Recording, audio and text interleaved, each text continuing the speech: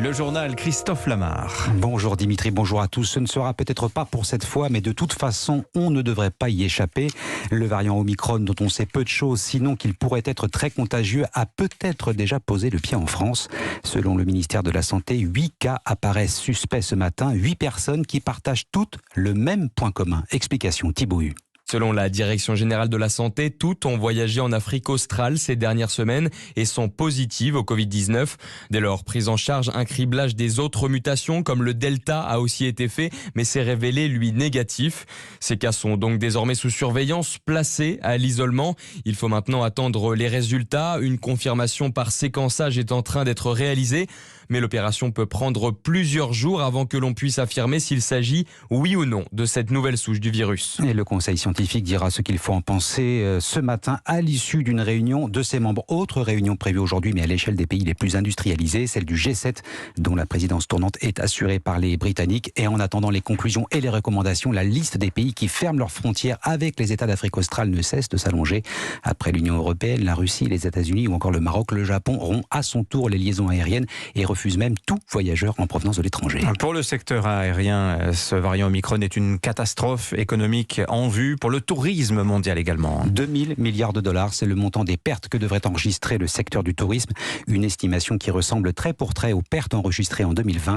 Les raisons avancées sont toujours les mêmes. Les restrictions en tout genre liées au Covid finissent par peser lourdement sur cette industrie. En attendant, il faut parer au plus pressé, c'est-à-dire gérer la 5e vague avec l'entrée en vigueur ce lundi d'un nouveau protocole dans les écoles. C'est le 40e depuis mars 2020. Et toujours le même but, empêcher la multiplication des fermetures de classes. Compteur momentanément bloqué à 8890 vendredi soir. Dans les écoles primaires, plus de fermetures systématiques dès le premier cas positif. L'élève concerné devra s'isoler et la classe entière sera soumise à un dépistage immédiat. Au collège aussi, il y a du changement. Céline Géraud. Une nouvelle matière fait son entrée dans l'emploi du temps des élèves de 6e âgés de moins de 12 ans, l'autotest. 2 fois par semaine, les jeunes collégiens non éligibles à la vaccination pourront se tester à la maison avec l'aide de leurs parents. Des tests gratuits qui ne sont pas obligatoires mais recommandés. Les collégiens concernés vont donc tous recevoir une boîte de 10 autotests pour les 5 prochaines semaines. Une bonne nouvelle pour Didier Georges, chef d'établissement à Paris et secrétaire SNPDEN UNSA. À ma connaissance, il y a quelques collèges aujourd'hui qui ont reçu des cartons d'autotest, effectivement.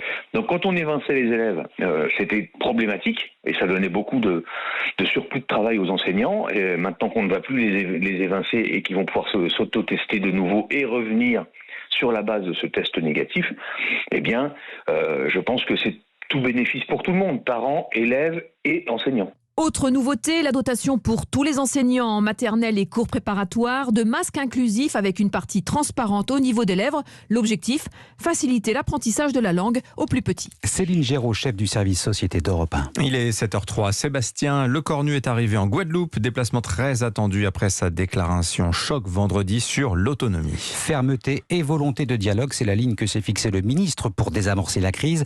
Si la tension est redescendue d'un cran sur l'île, les syndicats, eux, n'en débordent pas. Ils veulent de vraies négociations. La question de la vaccination des personnels soignants et des sanctions reste centrale. Reportage de notre envoyé spécial en Guadeloupe, Mathieu Bock. Tranquillement assis à une table au beau milieu d'un rond-point entre les carcasses de voitures calcinées et des palettes en bois, les leaders syndicaux entendent bien faire une démonstration de force.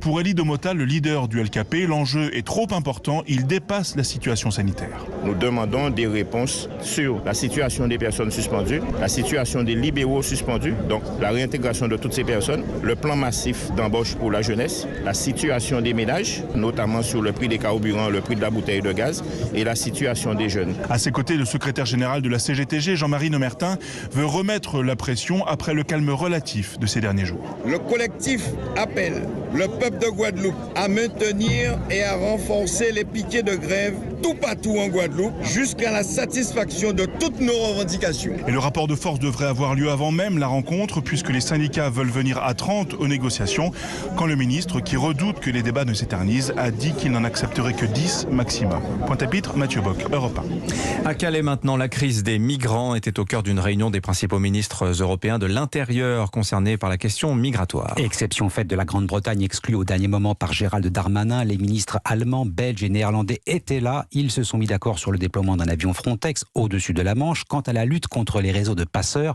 tout le monde s'accorde pour renforcer la coopération entre Européens. Inutile, c'est un combat perdu d'avance selon François Guénoc. Il est membre de l'association Auberge des migrants. La chasse aux passeurs ne va pas résoudre le problème. À mesure que les gens sont arrêtés, ils sont remplacés.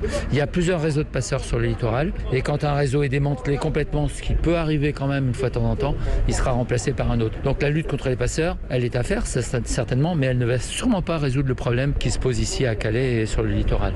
En fait, les passeurs sont une conséquence. Ils ne sont pas une cause de la présence des migrants. Ils sont une conséquence du blocage de la frontière et de l'impossibilité, ou quasiment, d'obtenir des voies légales pour passer en Grande-Bretagne. François Guénoc au micro de Maximilien Carlier. La politique, coup d'accélérateur probable dans la campagne pour la présidentielle cette semaine avec Éric Zemmour d'un côté, les Républicains de l'autre. Le polémiste devrait se déclarer officiellement dimanche au Zénith de Paris. Éric Zemmour en difficulté dans les sondages qui le placent désormais en 3e position avec 15% d'intention de vote derrière Marine Le Pen. La présidente du Rassemblement national lui demande ce matin de renoncer et de se ranger derrière elle. Chez les Républicains, le candidat du parti sera désigné samedi. Le congrès et le scrutin débuteront officiellement après-demain. Les prétendants jettent leur dernière force dans la bataille. Plusieurs d'entre eux tiennent meeting ce soir. Valérie Pécresse à Boulogne-Billancourt, Xavier Bertrand à Rieux-la-Pape, Éric Ciotti à Neuilly-sur-Seine et Versailles. Philippe Juvin sera à Paris. Voilà, Philippe Juvin qui sera l'invité politique d'Europe Matin et de Sonia Mabrouk à partir de 8h13. Le football, Marseille retrouve le pied du podium en Ligue 1. Victoire 1-0 des Marseillais face à 3 hier soir. Classement toujours dominé par le PSG, vainqueur 3-1 de Saint-Etienne. Et puis le 65e Ballon d'Or sera décerné ce soir, une cérémonie, plusieurs catégories et récompenses, mais le Graal reste le titre de meilleur joueur de la saison et les candidats sont légion. Cédric Chasseur. Oui, à commencer par les grands habitués, Lionel Messi et Cristiano Ronaldo qui se partagent à une exception près le Ballon d'Or depuis 2008. Le Portugais de Manchester United semble un peu en retrait cette année, contrairement à l'Argentin du PSG, vainqueur de la Copa América cet été.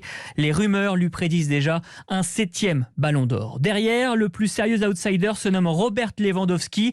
L'attaquant polonais, champion d'Allemagne avec le Bayern Munich, a battu un record vieux de 49 ans en inscrivant 41 buts sur une saison en Bundesliga, un de plus que l'éternel Gerd Müller.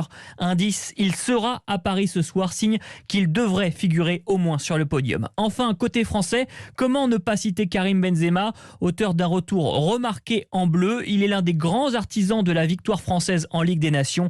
L'attaquant de 33 ans, dont l'image a tout de même été ternie par l'affaire de la sextape, rêve de devenir le premier Français à soulever le Ballon d'Or depuis Zinedine Zidane en 1998. Cédric Chasseur du service des sports d'Europe.